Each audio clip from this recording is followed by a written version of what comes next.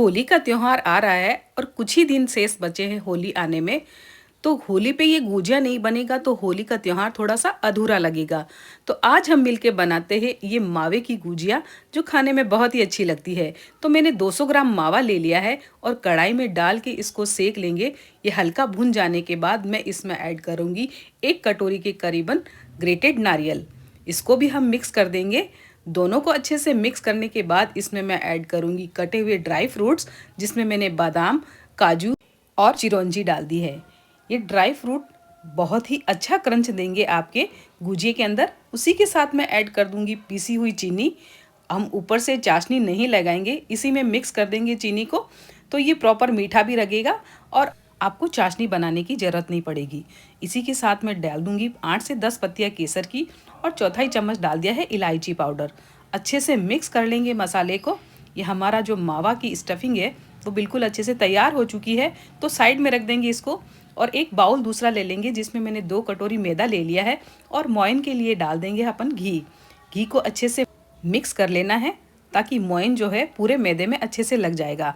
आप चाहे तो दोनों हाथ से भी इसको मसल सकते हैं, तो मैं दोनों हाथ से मसल के इसको तैयार करके बताऊंगी आपको। जब तक इसकी मुट्ठी नहीं बन जाती तब तक आपको ध्यान देना है। ये साइन होता है कि आपका मोइन जो है प्रॉपर है और अच्छे से लग चुका है। तो अब मैं इसमें डालूंगी पानी। थोड़ा थोड़ा करके इसमें पानी डाल के इसका एक डो लगा लेंगे। ज़्यादा सॉफ्ट भी नहीं लगाना है और ज़्यादा हार्ड भी नहीं लगाएंगे। मीडियम टाइप का डो बना के तैयार कर लेंगे।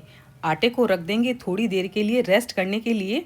ये अभी मैंने ऐसे ही मसल के तैयार करके रख दिया है और 10 से 15 मिनट हम इसको रख देंगे ताकि इसमें अच्छे से ग्लूटन जो है वो एक्टिवेट हो जाएगा।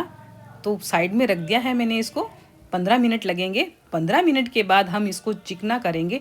बिल्कुल इस तरीके से मसल मसल के चिकना करेंगे ताकि गुजिया जो है बहुत ही खस्ता और क्रिस्पी से बनेंगे। तो आटे को मसल लेंगे 5 मिनट के लिए। और देखिए हमारा आटा जो है बिल्कुल अच्छे से तैयार हो चुका है। बिल्कुल भी ऐसे गांठें वगैरह कुछ भी नहीं दिखाई दे रही है। तो बहुत अच्छा मल के तैयार हो चुका है आटा। अब मैं इसमें से एक बड़ी लोई ले लूँगी। तो ये बड़ी लोई मैंने ले ली है और इसको बेल लेंगे, थोड़ा बड़ा करके बेलेंगे ताकि हमें एक साइज की पूड़ियाँ मिल सके। मेरे घर में ये गुजिया जो है सभी को बहुत पसंद आते हैं, तो इसीलिए मैं हर बार होली पे ये रेसिपी ज़रूर बनाती हूँ। तो एक बार आप मेरे तरीके से ये रेसिपी बनाइएगा। ये मावे के गुजिया बहुत ही टेस्टी बनेंगे। तो ये बड़ा मैंने साइज करके पूड़ी बेल ली है। तो अब एक कटोरी लेंगे। ये कॉर्नर तीखे हैं तो इस तरीके से हम काट लेंगे। अगर आपके पास कोई कटर हो तो उससे काट लीजिएगा। ये देखिए मैं इस तरीके से काट रही हूँ। एक साथ में ये 6 पीस कट के निकल के आ जाएंगे। साइड में जो एक्स्ट्रा आटा है उसको हटा लेंगे। बहुत ही अच्छे से बनेंगे ये आपके गुजिये। और अगर आप एक एक करके बेलना चाहें तो वैसे भी बेल सकते हैं।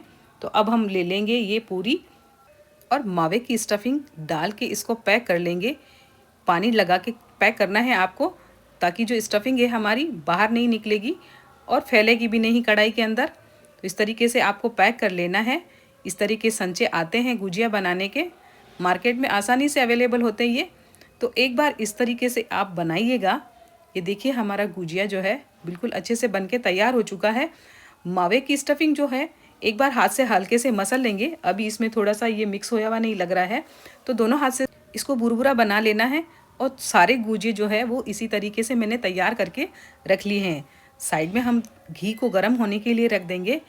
गुजिया जो है बिल्कुल परफेक्ट बने हैं और अब हम इसको फ्राई कर लेंगे। तो कढ़ाई में हम डाल देंगे घी। घी को गर्म होने देंगे। इसको ज़्यादा गर्म नहीं करना है आपको, क्योंकि ज़्यादा तेज़ आंच पे ये ऊपर से तो हल्के से ब्राउन हो जाएंगे लेकिन उनमें जो क्रिस्पीपन आना चाहिए वो नहीं आएगा। तो इसको बिल्कुल मीडियम और स्लो आंच पे ही इसको फ्राई करना है। तो एक एक करके हम गुजिया डाल देंगे इसके अंदर और बिल्कुल हल्के हाथ से डालना है और हल्के हाथ से इसको चला देंगे एक बार। और ऊपर से चम्मच से हम थोड़ा थोड़ा इसके ऊपर घी डालते रहेंगे ताकि जो है ये प्रॉपर अच्छे से पक के तैयार हो जाए। देखिए हमारे गुजिया जो है बिल्कुल गोल्डन ब्राउन हो चुके हैं। तो अब मैं इनको निकाल लूँगी एक प्लेट के अंदर और सारे गुजिया इसी तरीके से हमें तैयार करके रख लेने हैं। देखिए हमारे गुजिया जो है बिल्कुल परफेक्ट तैयार हो चुके हैं। आपको मैं तोड़ के दिखाती हूँ। इसकी स्टफिंग भी देखिए कितनी भरी हुई लग रही है। तो एक बार ये रेसिपी आप ज़रूर बनाइएगा और अपने अनुभव मेरे साथ शेयर कीजिए।